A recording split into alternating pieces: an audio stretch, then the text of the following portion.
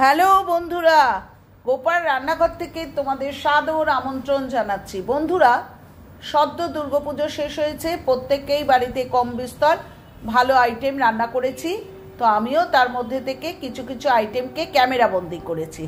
তো আজকে ওরকম ক্যামেরাবন্দি একটি আইটেম, মাছের আইটেম নিয়ে এলাম। সেটা হচ্ছে কাতলা মাছের তেল ঝাল। তো প্রথমেই তো বোঝা যাচ্ছে, নামটার মধ্যে দিয়েই বোঝা যাচ্ছে তেল ঝাল যখন, তখন তেলের ভাগটা একটু বেশি লাগবে এবং সর্ষের তেলে রান্না করাটাই শ্রেয়, টেস্টফুল হয় সর্ষের তেলেই। আচ্ছা, এবার বলি যে এক একজন এক এক পদ্ধতিতে করেন, আমি আমার মতো করে করেছি। তার কারণ আমি পেঁয়াজ ব্যবহার করিনি তেল ঝালে। তো এর জন্যে 2 কিলো থেকে 3 কিলো, 3.5 কিলো পর্যন্ত কাতলা মাছ নেবেন, এটাই টেস্টফুল বেশি হয়। তার ওপরে হলে সেই কাতলা মাছটা কিন্তু ছিবড়ে হয়ে যায়, তার টেস্ট বেশি লাগে না। আমি এখানে মশলার পরিমাণটা যতটা দেখিয়েছি ততটা তো লাগবে না, আমি 2টো মাছের উপযুক্ত মশলা দেখিয়েছি। এই আদাটার অর্ধেক আদা, আর হচ্ছে সাদা জিরের মধ্যে 1.5 চামচ সাদা জিরে, আর 3টে শুকনো লঙ্কাকে খানিকক্ষণ ভিজিয়ে রেখে দিলাম। দেওয়ার পর যখন নরম হয়ে এলো, তখন টমেটো শুদ্ধ, আদা, সাদা জিরে এবং শুকনো লঙ্কাকে মিক্সিতে পেস্ট করে নিলাম।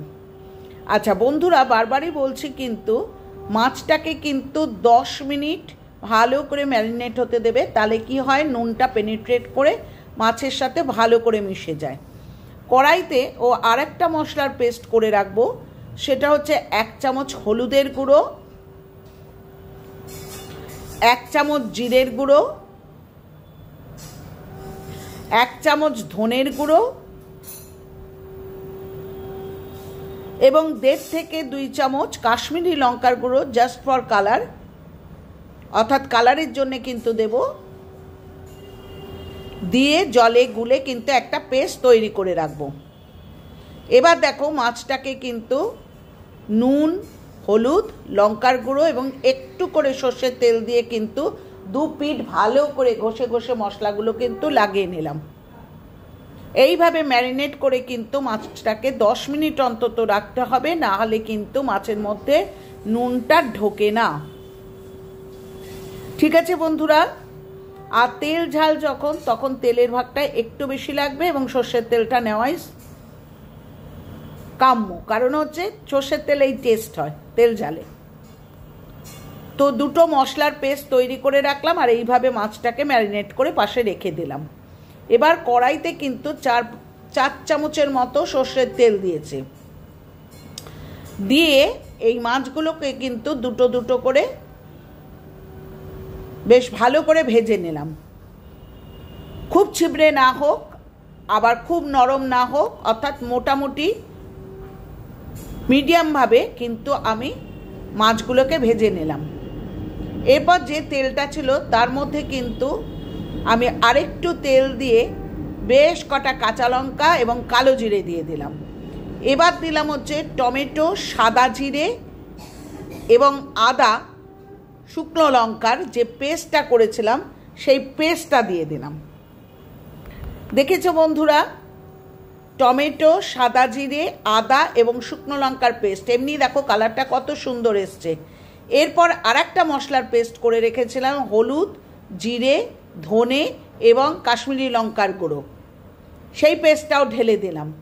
1 চামচ নুন দিলাম এবং খুব সামান্য, দেখলেই 2-1 দানা চিনি দিলাম, জাস্ট স্বাদটা ব্যালেন্স হওয়ার জন্যে। কি কালার হয়েছে দেখেছো বন্ধুরা? খুব ভালো করে কিন্তু মশলাটা কষাতে হবে। এখানে কিন্তু গপ গপ করেই প্রথমে জল ঢেলে দিও না, তেল ঝাল মানেই কিন্তু খুব ভালো করে তেল বেরোতে দিতে হবে। তো ভালো করে কষাতে থাকলাম, দেখতে পাচ্ছ কিভাবে তেলটা কিন্তু মশলা থেকে ছেড়ে বেরিয়ে আসছে। এইভাবে কিন্তু তেলটাকে ছাড়তে দিতে হবে। ভালো করে কষাচ্ছি। যে জলটা ব্যবহার করবে ঝোল হিসাবে, সেটা কিন্তু অবশ্যই গরম জল হওয়া দরকার। দেখো, আমি খানিকটা গরম জল কিন্তু ঝোল হিসাবে দিয়ে দিলাম। তবে হ্যাঁ, এখানে কিন্তু আমি বেশি পরিমাণে ঝোল ঢালবো না, তার কারণ হচ্ছে এটা কিন্তু একটু মাখো মাখো হবে। এরপর যখন ঝোলটা ফুটতে শুরু করেছে, আমি একটা একটা করে কিন্তু মাছ যেগুলো ভেজে রেখেছিলাম 4টে মাছের টুকরোই কিন্তু ঝোলের মধ্যে ছেড়ে দিলাম। খুব সুন্দর কালার হয়েছিল, খুব সুন্দর কালার হয়েছিল। এবার দেখো টকবক করে ফুটতে দিতে হবে। অলরেডি মাছগুলো ফোটা শুরু করেছে। এবার আমি কি করলাম, 1 চামচ সাদা সর্ষে, এটাকে কিন্তু পেস্ট করে রেখেছিলাম, ছেঁকে নিয়েছি সেই সর্ষেটা ভালো করে, কিন্তু সেই সর্ষেটা বেটেও কিন্তু ছেঁকে নিয়েছি জল দিয়ে। ওপর থেকে কিন্তু এই সর্ষে বাটাটা দিয়ে দিলাম। দেখেছো ঝোলের পরিমাণ কত কম, অনেক কম ঝোল দিতে হবে। অনেকেই ওপরে সর্ষের তেল ব্যবহার করেন, কাঁচা সর্ষের তেল, আপনারাও ব্যবহার করতে পারেন। আমার বাড়ির শারীরিক কারণে আমি কিন্তু কাঁচা সর্ষের তেল দিইনি। আপনারা ইচ্ছা করলেই কিন্তু ওপর থেকে কাঁচা সর্ষের তেল খানিকটা দিতে পারেন ঝোল হয়ে যাওয়ার পর। তো এই হয়ে গেল হচ্ছে আমার কাতলা মাছের তেল ঝাল। ভীষণ প্যালেটেবল একটা আইটেম, করে একবার খেও, তারপর কমেন্টে জানিও।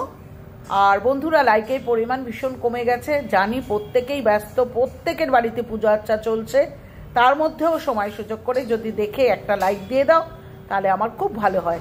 পুরনো বন্ধুরা, তোমাদের কাছে আমি গ্রেটফুল, যেভাবে তোমরা প্রত্যেক দিন সুন্দর সুন্দর কমেন্ট করছো। সত্যি বলছি, আমি উৎসাহিত হয়ে ভালো ভালো আইটেম করতে চাই। আর নতুন বন্ধুরা, চ্যানেলটা সাবস্ক্রাইব করো, লাইক করো, কমেন্ট করো, শেয়ার করো। সাবস্ক্রাইব করেই কিন্তু তুলে নিও না, কারণ এখন প্রত্যেকে ব্যস্ত, 24 ঘন্টা টাইম দিও। আজ আসি, প্রত্যেকে ভালো থেকো, টাটা।